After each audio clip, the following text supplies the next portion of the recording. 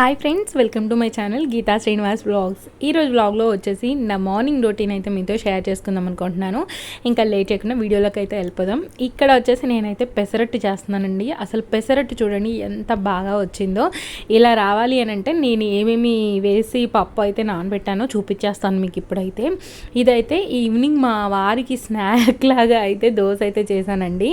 Morning బ్రేక్ఫాస్ట్లోకి వచ్చేసి పాప నేను మాత్రమే తిన్నాము.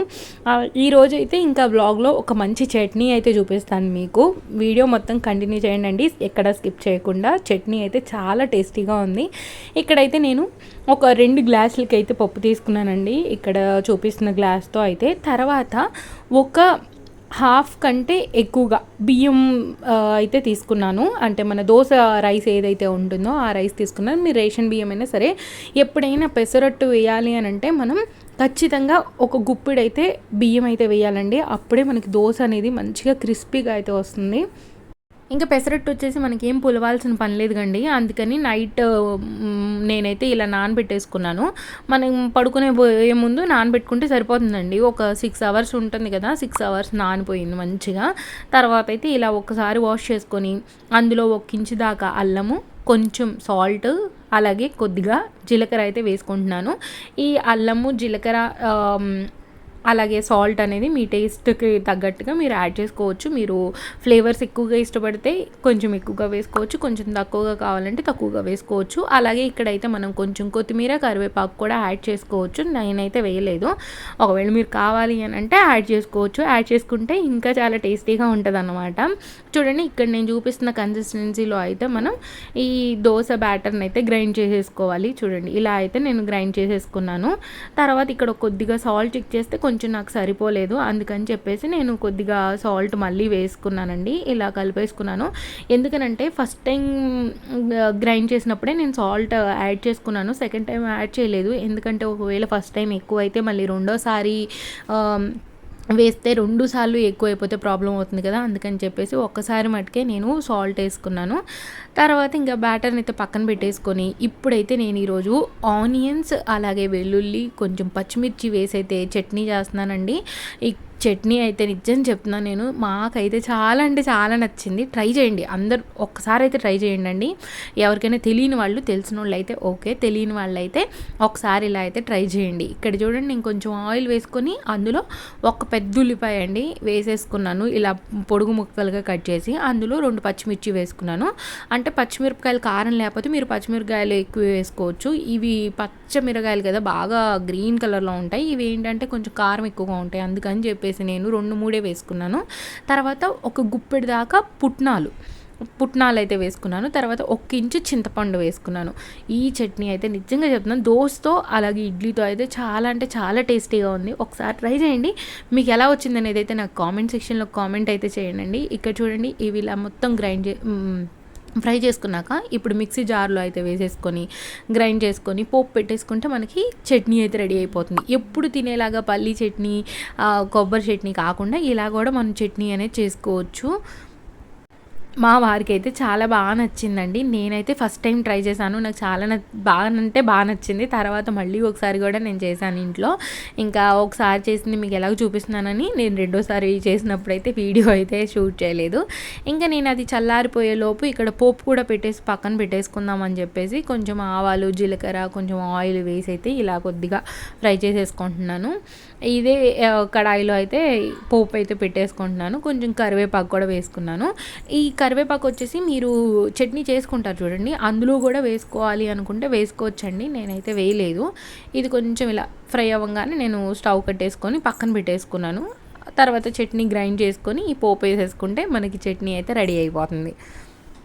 ఇంక ఇంతకుముందు పక్కన పెట్టుకున్నాం కదా మనం ఆనియన్స్, పుట్నాలు ఫ్రై చేసుకొని వాటిలో ఇప్పుడైతే నేను కొన్ని వెల్లుల్లి రెబ్బలు వేసుకొని అలాగే కొంచెం సాల్ట్ అయితే వేసేసుకొని ఇప్పుడు నేను గ్రైండ్ చేసేసుకుంటున్నాను. ఇదైతే ఇట్లా మెత్తని పేస్ట్గా అయితే చేసేసుకున్నానండి. ఇది బాగా పేస్ట్ లాగా అంటే స్మూత్గా అవ్వదండి. మనం పల్లి చట్నీ చేసినప్పుడు డిఫరెన్స్ ఈ చట్నీకి డిఫరెన్స్ మనకు తెలుస్తుంది అనమాట. టేస్ట్లో కూడా మనకి డిఫరెన్స్ అనేది తెలుస్తుంది.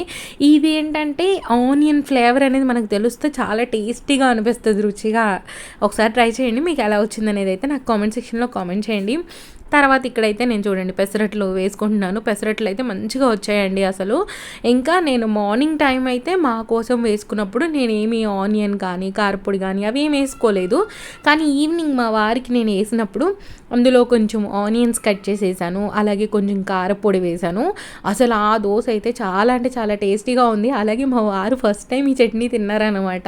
చాలా బాగుంది, ఎప్పుడు ఇదే చట్నీ చేయొచ్చు కదా అని అన్నారన్నమాట. తనకైతే నచ్చింది. అంటే ఆనియన్ అనేది మనకు కొంచెం ఫ్లేవర్ డిఫరెంట్గా ఉంటుంది కదా, ఇంకా తనకు కూడా అయితే నచ్చిందనమాట. రెగ్యులర్గా ఎప్పుడు బొంబాయి చట్నీ లేదంటే పల్లీ చట్నీ లేదంటే కొబ్బరి చట్నీ తింటూ ఉంటాం కదా, అందుకని. ఇంకా తర్వాత అయితే పక్కన ఒక పొయ్యి మీద పాలు కూడా పెట్టేసుకున్నాను. ఇంకా మా పాపకి నాకు అయితే దోశలు అయితే వేసేసుకున్నాను. పాప వచ్చేసి ఒక్క దోశ తినిద్దండి, ఒక్క దోశ ఇంకా బాగా సేపు పట్టిద్ది అనమాట తినడానికి. మామూలుగా ఇడ్లీ అయితే ఒక 2 లేదా 3 అయితే తింటుంది, తనకి ఇష్టమైతే తినిద్ది, లేదంటే లేదు. ఇంకా ఇక్కడైతే దోశ మంచిగా 2 పక్కలైతే నేను మంచిగా ఉడికించుకుంటానండి. అక్కడ నేనైతే ఇప్పుడు పాపకి ఇవ్వడానికని వెళ్తున్నాను. ఇంకా చూడండి, పాపకు దోశ పెట్టేసి కొంచెం చట్నీ వేసి ఇచ్చాను. ఈ మధ్య ఇస్తున్నాను తనకి, కాకపోతే ఒక్కొక్కసారి చేత్తో తినేస్తుంది, ఒక్కొక్కసారి తినట్లేదు అనమాట. కంప్లీట్గా తనకి ఎప్పుడు అలవాటు అవుతుందా అని వెయిట్ చేస్తున్నాను. కానీ నిజంగా 1 బై 1 అన్నీ అలవాటు చేసుకుంటుందన్నమాట. ఇంకా ఇప్పుడైతే మంచిగా కొన్ని నాకైతే 2 ప్రాబ్లమ్స్ అయితే క్లియర్ చేసేసింది. ఇంకా ఇక్కడైతే చూడండి, ఆఫ్టర్నూన్ లంచ్కి వచ్చేసి నేను సొరకాయ బజ్జీ అంటారంటండి ఈ కర్రీ పేరు. మా అత్తయ్య చెప్పింది అనమాట. ఈ కర్రీ ఇలా చేస్తారని కూడా నాకు తెలియదు. ఇంకా ఇక్కడైతే నేను ఇలా చిన్న చిన్న ముక్కలుగా అయితే కట్ చేసేసుకొని సొరకాయల్ని ఇలా కుక్కర్లో అయితే వేసేసి ఇందులో 1 ఇంచ్ అంటే కొంచెం ఎక్కువగానే చింతపండు అయితే వేసుకున్నాను. ఈ కర్రీ అయితే నిజంగా చాలా టేస్టీగా ఉంటుంది. ఇంకా రైస్ కంటే చపాతీలోకి అయితే చాలా అంటే చాలా బాగుంటుందండి. ఎవరైనా సొరకాయ కూర ఇంట్లో తినకపోతే ఇది చేసి పెట్టండి. అంటే నేను సొరకాయ చేశానని చెప్పొద్దు మళ్ళీ తర్వాత, వాళ్ళు తింటారు. కాకపోతే మా వారికి అయితే ఈ కర్రీ తెలుసు కాబట్టి ఇంకా ఆ కర్రీ నేను తిననని చెప్తారనమాట. మా వారు తినరు ఈ కర్రీని. తర్వాత ఇక్కడ నేను ముక్కలన్నీ వేసేసుకున్నాను కదా, అందులో కొంచెం సాల్ట్, కొంచెం కారం, కొంచెం పసుపు అయితే వేసేసుకొని ఇందులో కొంచెం వాటర్ వేసేసి మూత పెట్టి ఉడికిచ్చేసుకోవాలండి. ఇందులో చింతపండు కూడా వేసుకున్నాం కదా మనం. ఇంకా ఇది మంచిగా మెత్తగా ఉడికిపోతుంది అనమాట. ఉడికిన తర్వాత మనం దీన్ని మ్యాషర్తో మ్యాష్ చేసేసుకొని మనం తాలింపు పెట్టేసుకోవడమే. చాలా అంటే చాలా బాగుంటుంది. ఈ కర్రీ కూడా ట్రై చేయండి మీరు. ఎవరైనా తినకపోతే మీరు చపాతీల్లోకి ఎప్పుడైనా మనం ఎప్పుడు ఆలు కర్రీ చేసుకుంటాము లేదా పప్పు చేసుకుంటాం కదా, అవి స్కిప్ చేసి ఒకసారి ఈ సొరకాయ కర్రీ చేసి చూడండి. చాలా అంటే చాలా బాగుంటుంది. చూడండి, ఇక్కడైతే సొరకాయలు మంచిగా ఉడికిపోయిందండి. ఇంకా వాటర్ కూడా కొంచెం ఉందన్నమాట. నేనైతే ఇలా పప్పు గుత్తి తీసుకొని మెత్తగా మెదిపేసుకున్నాను. అంటే పైన మెదపడానికి అవ్వట్లేదు, అందుకే కింద కూర్చొని అయితే మెదిపేసుకున్నాను. తర్వాత అయితే ఉప్పు సరిపోయిందా లేదా అని ఒకసారి చెక్ చేసుకున్నానండి. కొంచెం తగ్గినట్టుగా అనిపించింది, అందుకని చెప్పేసి కొంచెం సాల్ట్ వేసేసుకొని అయితే మళ్ళీ ఇలా ఒకసారి కలిపేసుకొని పక్కన పొయ్యి మీద అయితే పోపు పెట్టేసుకుంటున్నాను. పోపులోకి వచ్చేసి ఏం లేదండి, ఆవాలు, జీలకర్ర, కొంచెం పచ్చిశనగపప్పు, కొంచెం మినపప్పు, కొంచెం ఎండుమిర్చి, అలాగే వెల్లుల్లి రబ్బలు వేసేసుకొని కొంచెం కరివేపాకు వేసుకొని ఫ్రై చేసేసుకొని మనం మెత్తగా పేస్ట్లా చేసి పెట్టుకున్నాం కదా సొరకాయని అదైతే వేసేసి కలిపేసుకుంటే మనకి కర్రీ రెడీ అయిపోద్ది అనమాట. ఇందులో నేనైతే కొంచెం బెల్లం అయితే వేసానండి. అంటే పులుపు కదా, మనకి బెల్లం వేస్తే ఏంటంటే చాలా టేస్టీగా ఉంటుంది ఈ కర్రీ. ఇది కూడా ఒక మంచి రెసిపీ అండి. ఈరోజు అయితే మీరు ట్రై చేయండి. ఆనియన్ చట్నీ ఒకటి, అలాగే ఈ సొరకాయ కర్రీ ఒకటి ట్రై చేయండి. చాలా అంటే చాలా బాగుంటుంది అసలు.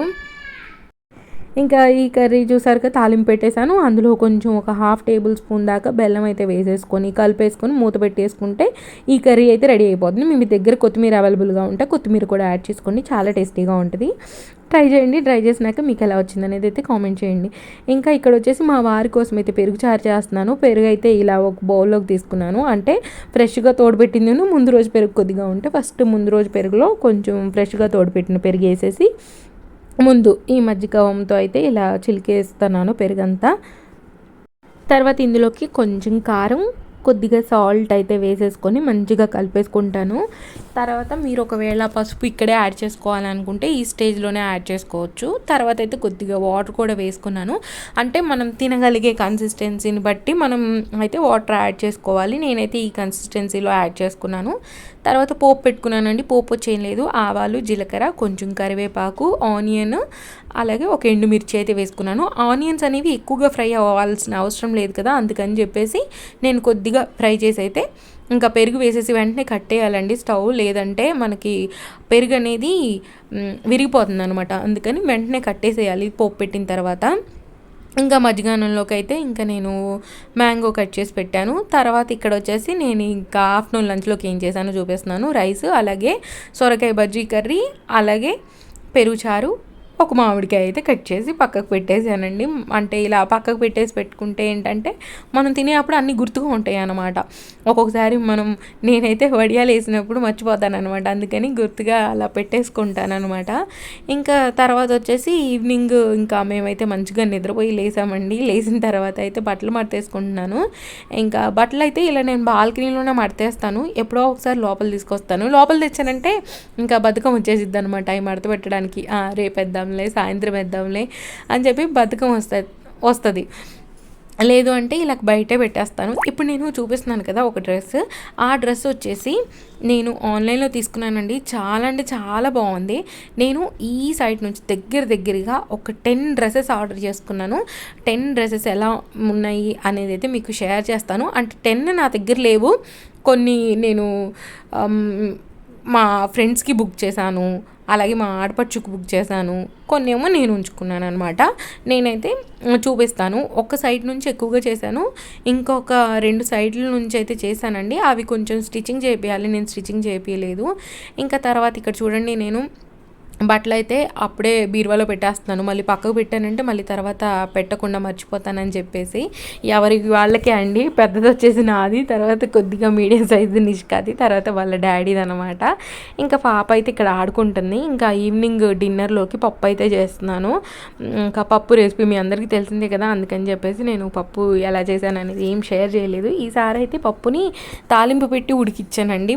ఎప్పుడు ఉడికిన తర్వాత తాలింపు వేస్తాను కదా, ముందే తాలింపేసి ఉడికిచ్చాను అనమాట. ఇంకా ఇక్కడ నైట్ ఇంకా మా పాప అన్నం తినేటప్పుడు గోల్ చేస్తుంటే ఇంకా మా వారు ఈ బెలూన్స్ ఊదేది ఉంటుంది కదా, అది అయిపోయిందనమాట. అందుకని ఏం చేయాలో అర్థం కాక తను విమ్ లిక్విడ్ అయితే దాంట్లో వేసేసి వాటర్ వేసి ఇంకా బయట బాల్కనీలో కూర్చొని ఊదారనమాట. ఎందుకంటే ఇంట్లో ఊదితే మళ్ళీ నురగంతా పడి జారి పడిపోతాం కదా, అందుకని చెప్పేసి బయట బాల్కనీలోకి వెళ్ళిపోయి ఇంకా ఊది పాపను ఆడిపిస్తూ ఉంటే నేనేమో అన్నం పెడతా ఉన్నాను పాపకి. ఇంకా ఈరోజు వ్లాగ్ వచ్చేసి ఇంతే అండి. హోప్ మీకు ఈ చిన్న వ్లాగ్ అయితే నచ్చింది అనుకుంటున్నాను. నచ్చితే ఒక లైక్ అయితే వేయండి. లైక్ చేస్తేనే వీడియో అనేది చాలామంది రీచ్ అవుతుంది అనమాట. లైక్ చేయకపోతే ఎక్కువ మందికి యూట్యూబ్ అనేది రికమెండ్ చేయదు. ఇంకా ఇది అయిపోయిన తర్వాత అయితే మేము ఏం చేసామంటే కూలర్ అయితే పెట్టుకున్నామండి. కూలర్ చూడండి చాలా అంటే వేడిగా ఉంది. నేను అయిపోయింది కదా అని చెప్పేసి పంపించేసాను అనమాట కింద పెట్టిన స్టాండ్ అది డ్రమ్ని. కానీ అది పంపిన తర్వాత రోజు నుంచి చాలా అంటే చాలా వేడిగా ఉంది. ఇంకా ఇంట్లోనే ఇలా ఒక విండో తీసేసి ఇంట్లో అయితే పెట్టాను. వానలు స్టార్ట్ అయిపోయినాయి అనమాట. Thank you so much for watching this full video అండి. బాయ్. నెక్స్ట్ వీడియోతో అయితే మళ్ళీ మీ ముందుకు వచ్చేస్తాను. బాయ్ అండి. బాయ్.